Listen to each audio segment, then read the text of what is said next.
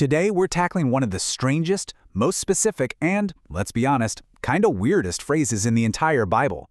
It's a line that sounds like it belongs on a sign in an ancient butcher shop, not in a sacred text. Here it is, right out of the book of Leviticus. And when we hear the word fat today, we immediately think of clogged arteries or something you're supposed to trim away and throw out. So when you read this, it just feels ancient, a little alien, and frankly, just bizarre. So what is going on here? Is this just some old-school dietary rule from a time before anyone knew what cholesterol was? Or is there something much, much deeper going on that we're missing? Okay, let's dive in and figure this out. All right, first things first, we've got to get the context right. This rule shows up in the Torah. That's the first 5 books of the Hebrew Bible, and it's right in the middle of all these super detailed instructions for religious offerings. And look, this wasn't some minor, obscure little rule that nobody paid attention to. No way. This was a central command for some of the most important sacrifices they had. We're talking about offerings for fellowship with God, for atoning for sin, for making things right. This was a really big deal. And here is where the whole misunderstanding starts.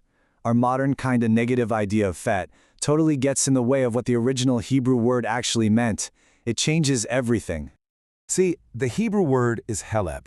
And heleb doesn't mean unhealthy grease or gristle, not at all. It refers to the absolute choicest, richest, most valuable part of the animal. We're talking about the life-sustaining fat that's packed around the vital organs. It's literally the creature's energy source. This really shows you the massive shift in meaning, right? It's not about getting rid of the worst part, the leftovers. It's about giving away the absolute best, most valuable piece. We think unhealthy, but they thought richest. We think grease, but they thought choicest. It wasn't excess, it was the best part. So the crucial point is this.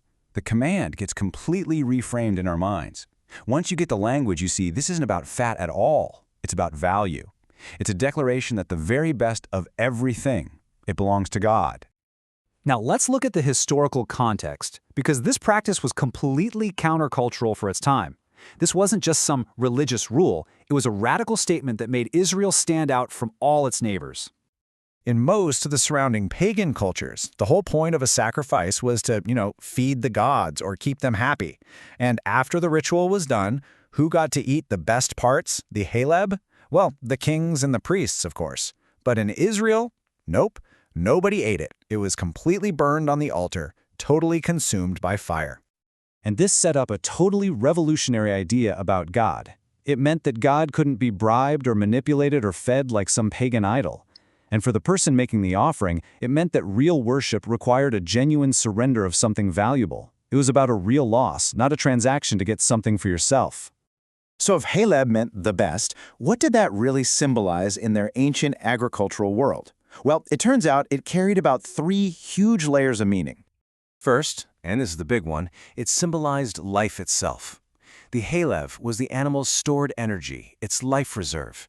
It's what would get an animal through a drought or a tough winter. It was the physical sign of life's resilience. Second, it represented strength. See, back then, a fat animal wasn't overweight. It was strong, it was healthy, it was full of life. A skinny animal was weak and vulnerable. So fat was a clear sign of power and health. And third, it was a symbol of pure abundance. If you had a whole flock of well-fed, fat animals, that was the most obvious sign possible that you were prosperous, that you were blessed, that you had wealth. It meant you were doing really, really well.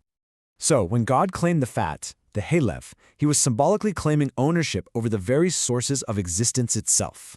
It was like he was saying, the life that keeps you going, the strength that makes you powerful, and the abundance that makes you wealthy, yeah, all of that, it comes from me. What's so cool is that this powerful idea, giving God the first and the best, it wasn't just some one-off rule in Leviticus. It's a theme, a pattern that you see woven through the entire biblical story. It evolves from this physical ritual into a universal spiritual truth. I mean, we see it way back in Genesis when Abel offers the fat portions, the best parts of his flock, and God accepts it.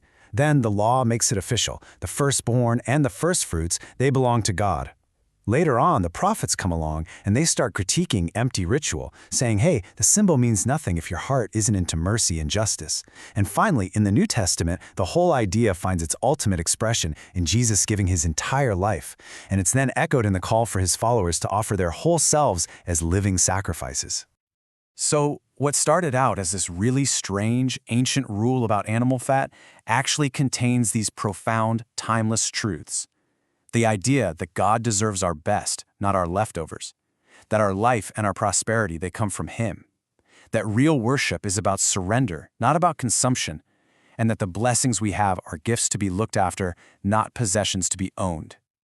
It's a powerful and pretty humbling thought, isn't it? It's a reminder that the very things that give us life and strength and prosperity, they aren't really ours to possess or to claim as our own.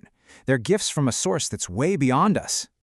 And that brings this ancient principle right into our world today. It leaves us with this really provocative question we have to ask ourselves. What is the haleb, the best, the richest, the strongest, the most life-giving part of your own life? Your time, your energy, your talents, your money? That is the question this strange little phrase from thousands of years ago is still asking us to answer.